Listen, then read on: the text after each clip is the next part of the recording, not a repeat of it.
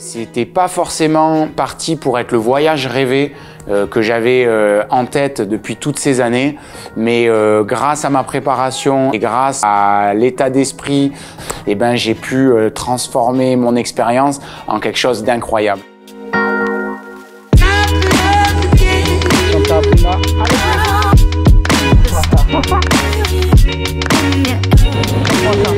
Et là, on va parler justement des plus belles choses qui me sont arrivées à Tahiti, notamment voilà, surfer les plus belles vagues et me mettre dans un tube à Te Aupo.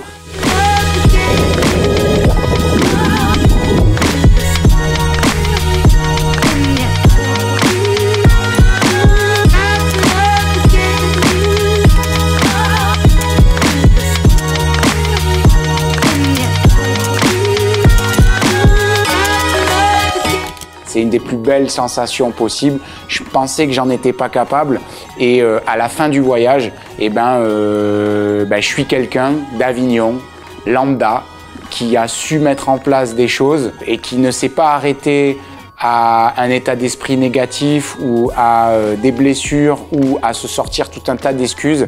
L'idée, c'est vraiment de se remettre des échecs et pour pouvoir aller de l'avant.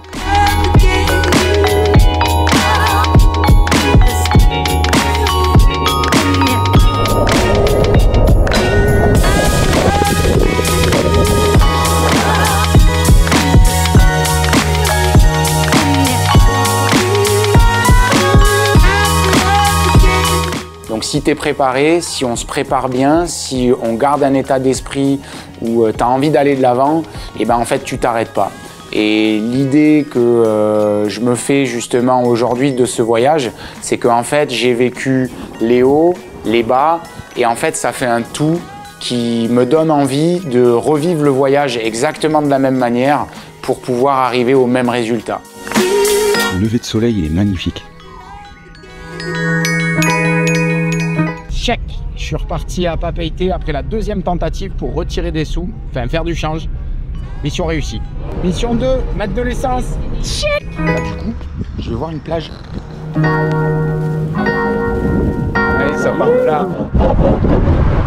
Si finalement on passe par des émotions négatives, c'est pour vivre des émotions positives derrière. Si on ne fait pas d'échec, si on tombe pas, si on n'apprend pas à vivre l'échec comme un moment où on apprend, un moment d'apprentissage pour pouvoir se relever plus tard, c'est pour moi la clé un petit peu de mon enseignement, de ma façon de penser, de la vie que j'ai envie de mener. Et c'est pas quand est-ce que tu vas tomber, quand est-ce que tu vas te sentir nul qui compte. C'est qui tu vas devenir grâce à ça.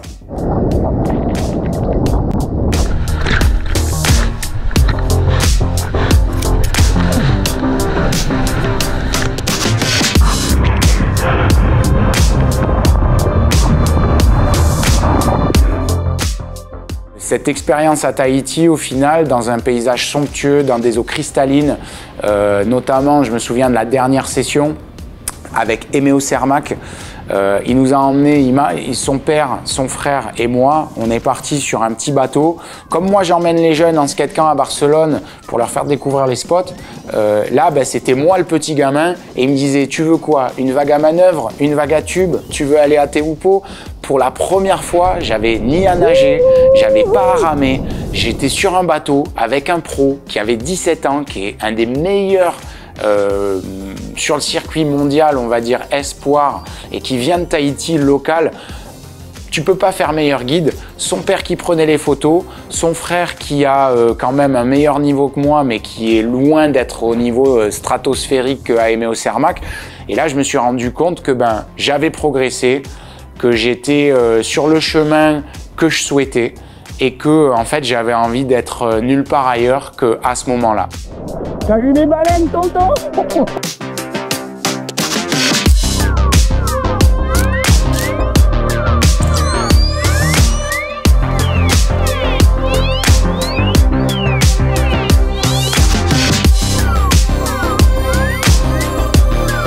Je prenais l'avion le lendemain, je devais encore aller me faire tatouer et en fait j'étais devant un arc-en-ciel. à surfer des tubes avec Emeo, avec son père. On était 4. On a vu des dauphins et des baleines au fond et on était au paradis. C'était incroyable. Oh, c'est incroyable. Bon, sunset de ouf, ça doit être sûrement le dernier sunset que je verrai. Si j'avais pas eu les galères du début, je pense que j'aurais pas su voir la chose telle que la nature me l'a présentée. J'ai compris que Tahiti, c'est une eau très puissante. J'ai compris que Tahiti, il faut le voir pour le croire. J'ai compris que Tahiti, c'est quelque chose de mystique, d'historique, à préserver absolument. J'ai compris que les personnes là-bas, elles sont accueillantes, elles sont aussi conquérantes. J'ai appris que je n'étais pas tahitien. Je suis juste un spectateur qui a voulu vivre l'expérience à sa manière. I get mad at God, I get mad at God. Watching billionaires get to play astronauts. God loves Musk and Bezos, don't the numbers say so? Should turn a mill with all this breath I waste on what I hate most. I know I'm lucky man, but I don't feel lucky man. Why can't I feel? Et à chaque fois, j'en reviens au fait que si je m'étais pas préparé, par exemple suite à mes blessures, les genoux, les ligaments croisés, des problèmes de poumons, tout ça, si j'avais pas eu cette mentalité que je pratique au quotidien et cette routine qui est difficile à comprendre pour certaines personnes, mais que j'applique malgré les difficultés, m'ont préparé pour vivre ce genre de challenge. Et sans les blessures, sans cet état d'esprit, j'aurais jamais pu envisager surfer Te Aupo, ni même prendre un tube là-bas. J'aurais jamais pu envisager mettre mon corps et mon esprit dans ce genre de situation. Que pour le peu que je fais tout seul, c'est assez impressionnant quand même. Alors j'imagine même pas ceux qui font ça de leur vie ou qui découvrent des endroits vraiment solo avec leur pipe et leur couteau. Sans les blessures, sans les défis, sans les challenges, on ne peut pas créer de situation dans laquelle tu te sors de ta zone de confort pour justement aller au-delà. Le message que je souhaite passer, parce qu'il est applicable que ce soit au surf, dans la vie du quotidien, au travail ou dans nos relations, c'est vraiment justement de savoir prendre du recul quand ton état d'esprit il n'est pas positif ou il n'est pas le plus clair possible. Là où tu arrives, c'est pas forcément ce qui compte, c'est plus le chemin que tu as vécu qui fait là où tu en arrives. Bon, aujourd'hui, je suis au skatepark de Papeete et je vais donner une petite surprise. Mec, j'ai une surprise pour toi. Si c'est toi, c'est lui. Oh, c'est quoi ce truc? Une board cadeau. Voilà. C'est combien je te dois? Mais rien du tout, c'est cadeau mon gars. Ah oui? Ça me fait plaisir, t'es chaud, t'as 50 ans passés. Oh, t'es gentil. T'es super prof de skate, ça me fait trop plaisir. Oh, je suis content, puis tes conseils, je vais les appliquer. Mais à l'aise. Comment tu t'appelles? Max, comment tu t'appelles? Moi, c'est Pascal. Pascal. Enchanté, tu vois, c'est ça la vibe. Si moi, je peux le faire, tout le monde peut le faire et on peut l'appliquer à tous les domaines de la vie. Là, l'exemple, c'était le surf, mais mon domaine à moi, c'est le skateboard et à la base même, c'est la natation. Donc tu vois, surfer Te Aupo pour un petit gars d'Avignon qui est coach de skate, autant te dire que c'est pas quelque chose pour laquelle je t'aurais cru si tu m'avais dit il y a 10 ans que j'irais le faire. J'ai enfin trouvé le kayak, c'est à peu près 10 h du matin. J'ai eu le temps de bosser sur l'ordi 3 heures, je me suis levé tôt comme d'hab. Et on va voir ensemble les requins. Regarde-moi cette vue.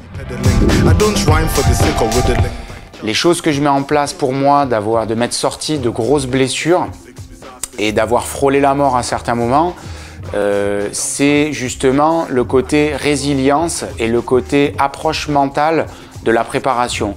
Qu'est-ce que tu vas être prêt à mettre en place tout de suite pour arriver à ton objectif? C'est pas le mettre une seule fois en place, ni le mettre 2 fois en place, ni le mettre 3 fois en place. C'est pas 3 jours, 1 semaine, 1 mois. C'est qu'est-ce que tu es prêt à mettre en place dans ta vie sur le long terme pour pouvoir accéder à ton rêve. Pour mon exemple, c'était surfer Teahupo'o, mais toi, ça peut être, peu importe le rêve que tu as, il ne faut pas compter ses essais. Et vu que je l'applique pour moi, je te dirais, viens avec moi, on va aller nager, on va aller s'entretenir, on va aller faire du cardio tous les jours de l'année. Magnifique.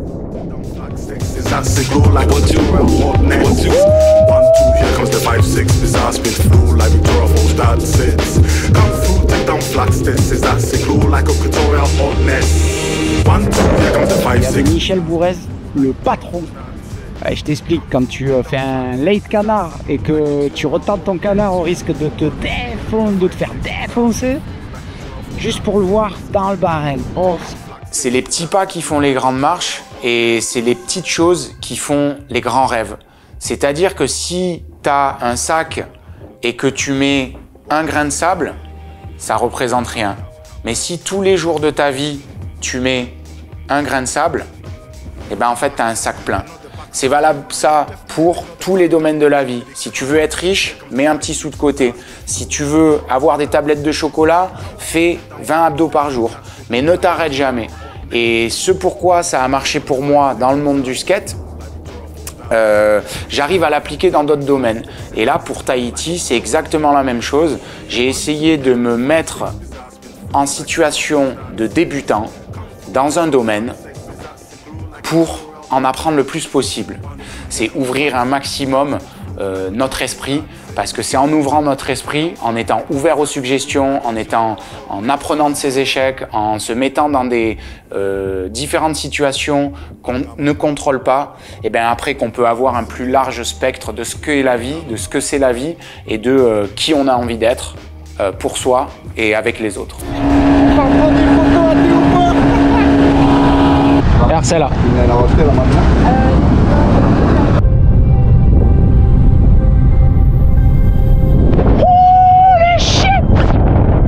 C'est le Teahupo'o, ça. Pas peur d'expérimenter les choses tout seul, sans documentation.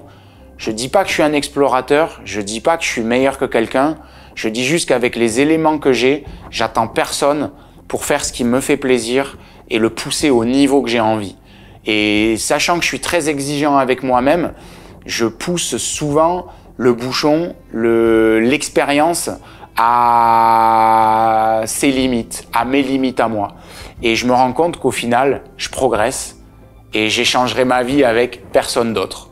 Et s'il fallait reprendre des gamelles pour avoir un meilleur état d'esprit, il est où le papier, je signe.